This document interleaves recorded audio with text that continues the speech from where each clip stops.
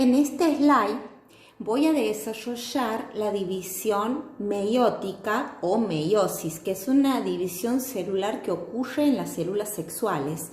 Y esta división meiótica o meiosis se divide a su vez en una primera división meiótica y en una segunda división meiótica. También se le puede llamar meiosis 1 y meiosis 2.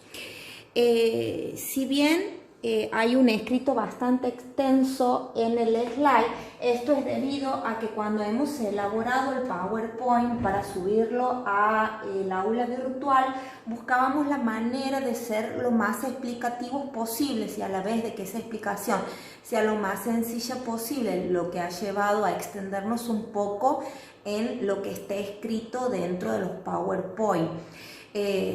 Y es por eso que luego dijimos, no, podemos hacer unos videos como para poder explicarle a los chicos, porque estas cuestiones por ahí pueden ser un poquito difíciles de entender de primeras, digamos.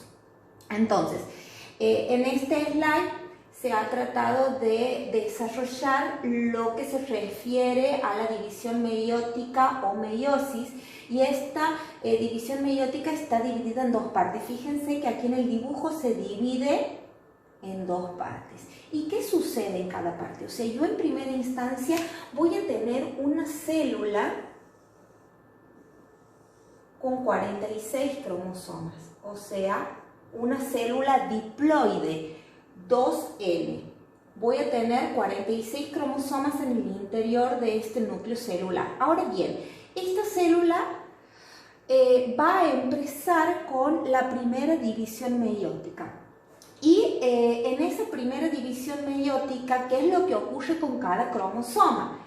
Cada cromosoma de estructura simple se va a duplicar o replicar y se va a transformar en un cromosoma de estructura doble. Luego, cada cromosoma ya transformado en un cromosoma de estructura doble va a buscar adentro del núcleo parearse con su homólogo, o sea, con su similar. Entonces, va a buscar a su homólogo o similar. Una vez que estos dos cromosomas que ya se han duplicado, que son de estructura doble, buscan a su similar o homólogo y se parean, se ponen uno al lado del otro, hacen intercambio de segmentos entre sí. Entonces, por ejemplo, este segmento de aquí de abajo, de este cromosoma de estructura doble, puede pasar aquí y ese segmento que estaba en este pasa al de su homólogo, por ejemplo, ¿sí? O sea que hay un entrecruzamiento, hay un intercambio de segmentos entre ambos cromosomas homólogos dentro del núcleo. Y esto sucede con todos los pares de cromosomas homólogos dentro del núcleo. De esta manera, los cromosomas de estructura doble que se han pareado con su homólogo han intercambiado segmentos entre sí, luego se separan, ¿sí? De estar pareados, de estar juntos, se van a separar. Y de esa manera yo voy a tener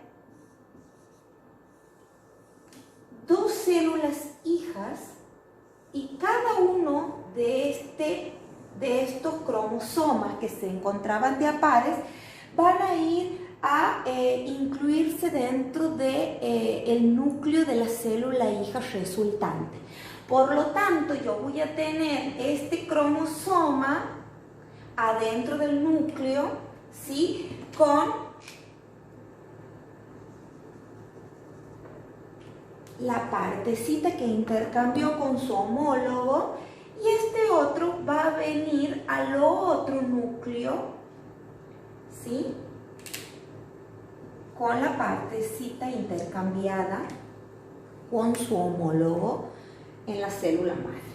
De esta manera, ¿sí? Queda conformado, realizado, terminada la primera división meiótica. A continuación, yo lo que tengo que lograr es que estos cromosomas de estructura doble se transformen en estructuras simples para ir a conformar las células resultantes definitivas de esta división meiótica. Por lo tanto, tengo que volver a iniciar otra división de cada una de estas células hijas.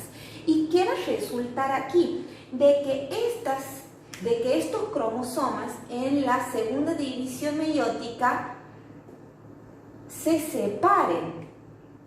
¿Y cómo se van a separar? De esta manera. Este cromosoma se va a separar en dos cromosomas simples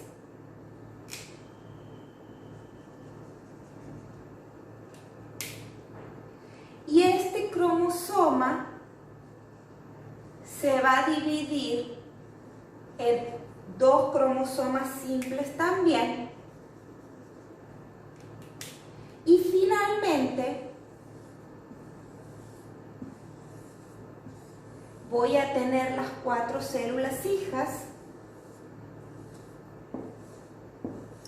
siendo que estos cromosomas simples van a ir a conformar los nuevos núcleos de esas nuevas células, de esta manera.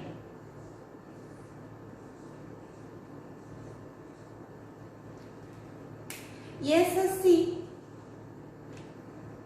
como finalmente, gracias a esta división meiótica, yo inicio con una célula de 46 cromosomas 2N.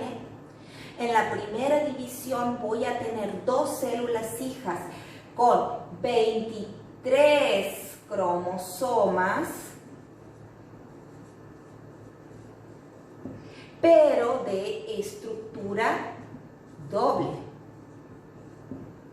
Y en la segunda división meiótica de estas células hijas de 23 cromosomas con estructura doble, voy a obtener de cada una dos células hijas de 23 cromosomas con estructura,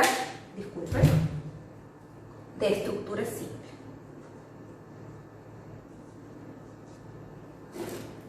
Y es así como se explica esto que se llama división meiótica. Y esto es lo que ocurre cuando nosotros queremos obtener células sexuales que tengan la mitad de carga genética que las células somáticas y que luego en la fecundación esas células sexuales se van a unir. Una va a aportar 23 cromosomas, la otra célula sexual 23 cromosomas, se van a aparear, juntar, unir en un mismo núcleo y van a formar los 46 cromosomas, 23 pares.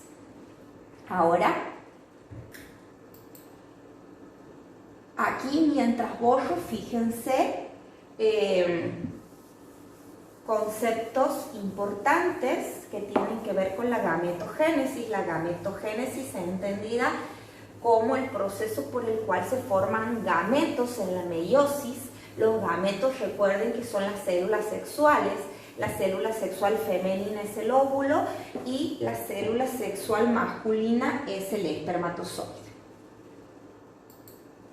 Bien, aquí en este slide se puede ver las diferencias de los resultados en una meiosis que da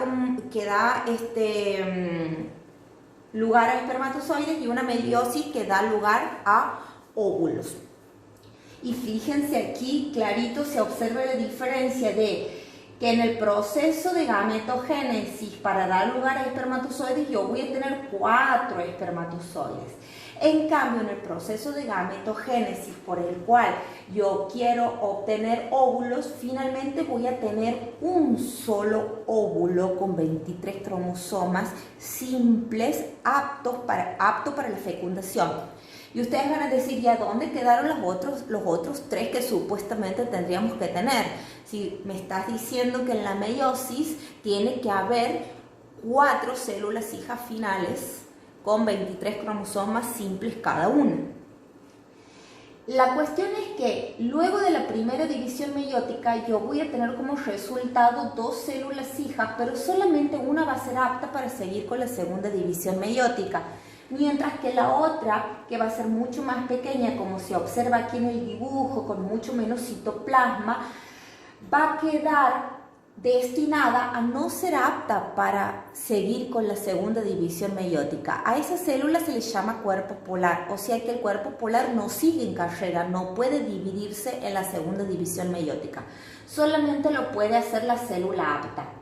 Y en la segunda división meiótica se tiene como resultado una célula apta llamada óvulo, mientras que los otros resultados, las otras células que son mucho más pequeñas, con menos citoplasma, también se va a llamar cuerpo polar y no va a ser apta para ser fecundada.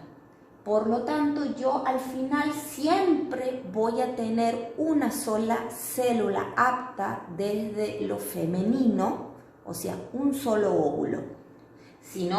Si esto no ocurriera así, en cada fecundación fecundaríamos 4 óvulos y no seríamos uníparos. O sea, no fecundaríamos un solo ser, fecundaríamos 4 seres humanos por vez. Por eso se regula de esta manera.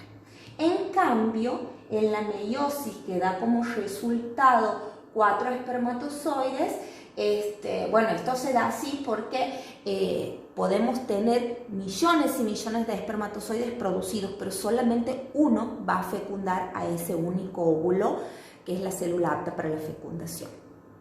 Una vez que el espermatozoide fecunda a ese óvulo que lo está esperando, ningún otro espermatozoide lo puede fecundar. De esa manera siempre vamos a tener un solo producto de la concepción.